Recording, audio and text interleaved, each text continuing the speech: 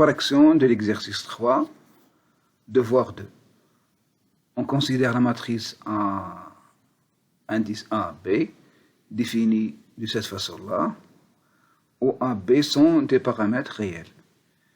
Calculer les déterminants AB en effectuant des opérations élémentaires sur la matrice AB. Pour quelle valeur de A et B la matrice A et B est-il inversible? Donc, on va considérer les transformations sur les lignes. Donc, on va faire une permutation entre L1 et L3. On obtient cette matrice-là et on va laisser le L1 fixe, la ligne L1 fixe, et on va remplacer le L2 par L1 moins L2, et la ligne 3 sera remplacée par AL1 moins BL3. On obtient cette matrice-là. Voilà.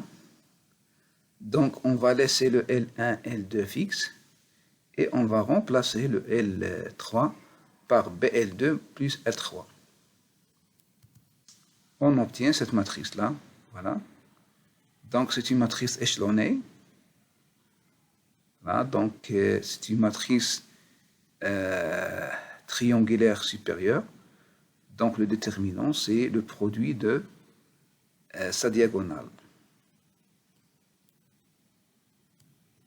Par suite, en chaque échange des lignes, chaque change le signe du déterminant. Donc, on aura le déterminant AB, c'est moins B fois BA fois A carré moins 2B carré plus AB. Donc, on aura B fois BA fois A plus 2B. Donc, AB sera inversible. Si B est différent de 0, si le déterminant est différent de 0, c'est-à-dire que B est différent de 0, et B différent de A, et B différent de et A différent de B. Discutons le rang de AB suivant les valeurs de A et B. Donc, si B différent de 0, B différent de A et A différent de B, alors le rang de AB, c'est 3. Parce qu'on a, c'est une matrice qui est échelonnée. Donc, si B différent de 0, B différent de A et A différent de B, alors on a les 3 déterminants différents de 0. Donc, on a le rang de cette matrice, c'est 3. Donc, il est inversible. Voilà. Deuxième point, si on prend A égale à B égale à 0, donc on a une matrice nulle, donc le rang c'est 0. Toutes les lignes sont nulles. Si B égale à 0 et A différent de 0, donc le rang A c'est 3. Donc, la matrice A 0. Donc c'est A fois l'identité. Donc le rang c'est 3. Si A égale à 2B et B différent de 0. Donc le rang de A de B, c'est 2. En remplaçant le A par 2B. Donc on aura une ligne qui est nulle. Donc le rang c'est 2. Si A égale à B égale à 1, le rang de A à 1, donc c'est 1. Tous les A égale à 1, donc c'est une matrice de rang 1. Parce que les 3 vecteurs sont identiques. Et on a la ligne différente de 0, donc le rang c'est 1. Calculons l'inverse de A01. Donc en utilisant la comatrice, voilà la comatrice de la matrice A01.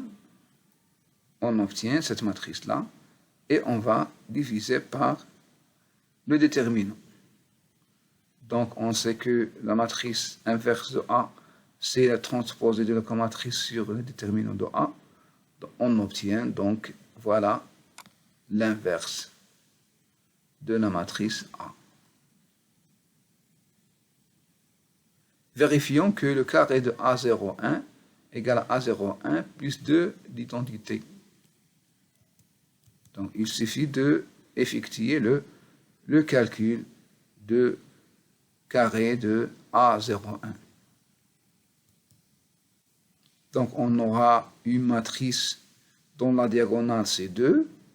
Donc, on peut faire dissocier cette matrice en écrivant dans la diagonale 0. Donc, c'est la matrice A0, 1.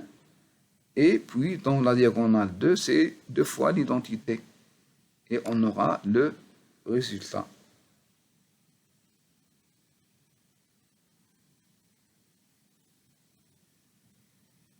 Donc, on aura l'égalité. Donc, on va montrer ou bien déterminer d'une autre façon la matrice inverse. Donc, c'est égal à A fois B égale aussi B fois A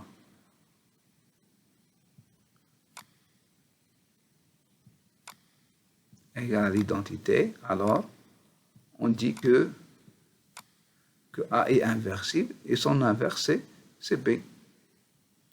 Voilà, donc on va utiliser cette définition-là. Donc, on aura l'inverse de A moins 1, c'est 1 demi de A0 moins 1, moins l'identité. Après calcul, en remplaçant A0, 1 et l'identité, on obtient bien sûr l'égalité de A moins 1. Soit l'application de R2 vers M3 de R, au couple XY, on fait correspondre la matrice XY. Montrer qu'elle est linéaire. Donc, c'est un morphisme injectif. D'accord? Donc, quel que soit XY, AB appartient à R au carré, on va calculer la somme, l'image de la somme. Donc, par définition, donc l'image de XY plus AB, B, c'est la matrice XA, X plus A, Y plus B. On obtient, donc c'est la matrice AXY plus la matrice AB. D'accord? En ajoutant les deux projections, on peut faire dissocier les deux projections. On aura la somme de deux matrices-là. Deuxièmement, on va montrer que quel que soit le scalaire A, alpha appartenant à R, quel que soit le couple XY appartenant au carré, on va calculer l'image de alpha x plus y. Donc l'image de alpha xy, c'est l'image de alpha x alpha y, c'est la matrice de A alpha x alpha y. Donc on peut faire sortir le alpha à l'extérieur de la matrice et on aura alpha fois la matrice AXY. Donc on conclut qu'elle est bien un morphisme. Donc pour montrer qu'elle est injective, il suffit de montrer que son kerr est réduit à 0, 0. Donc on va déterminer le kerr en prenant un couple XY appartient à un kerr de L, c'est-à-dire que son image, c'est l'identité, c'est égal à la matrice nulle. Donc on aura la matrice nulle, c'est-à-dire que XY égale à 0. D'accord? Par AXY, donc on aura dans la diagonale on a X, donc X égale à Y, et ici on aura des Y. Donc ici on aura Y égale à 0, X égale à 0, donc on a bien sûr X égale à Y égale à 0. Donc on a bien le kerr est réduit à 0, donc elle est injective. On déduit que l'ensemble F des matrices de la forme A à B est un CF de M3 de R et déterminer sa dimension. Donc, quel que soit AB,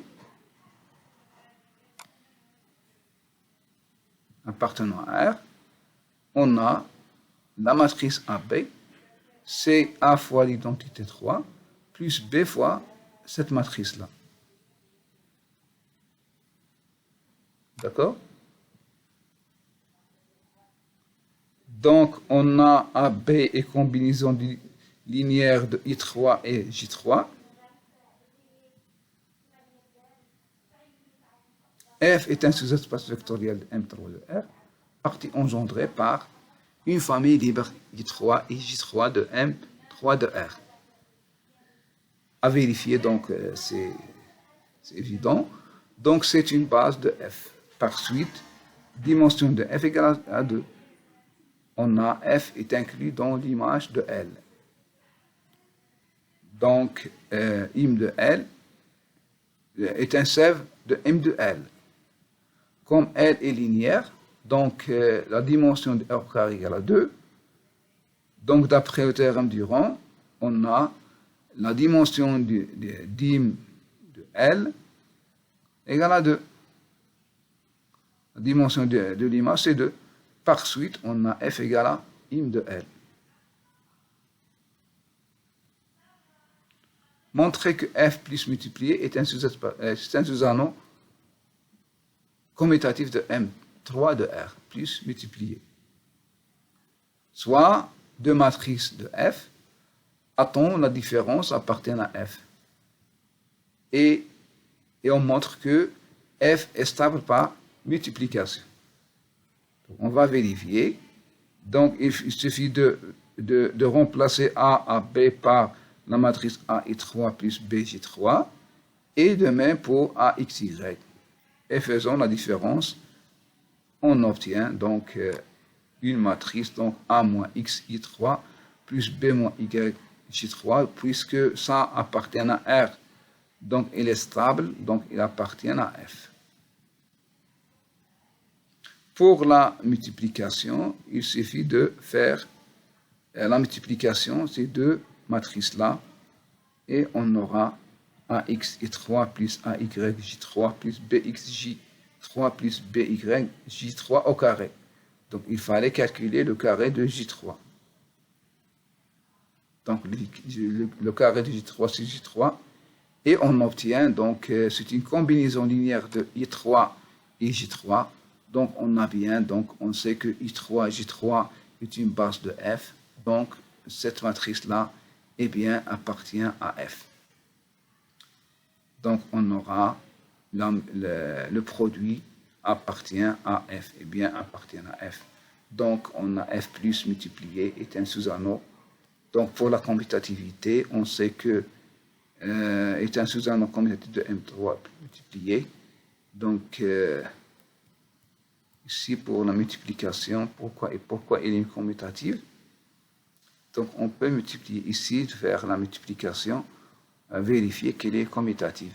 On peut ici, on peut faire commiter, donc ici, d'après la multiplication, A à B fois AXY est égal à cette matrice-là. Et puisqu'on travaille dans R, donc on a la multiplication dans R est commutative. On aura donc AXY fois A fois B, donc est un anneau commutatif, est un sous-anneau commutatif de M3 de R. Bien sûr, on a le M3 de R n'est pas commutatif. C'est un anneau, mais non commutatif. Voilà.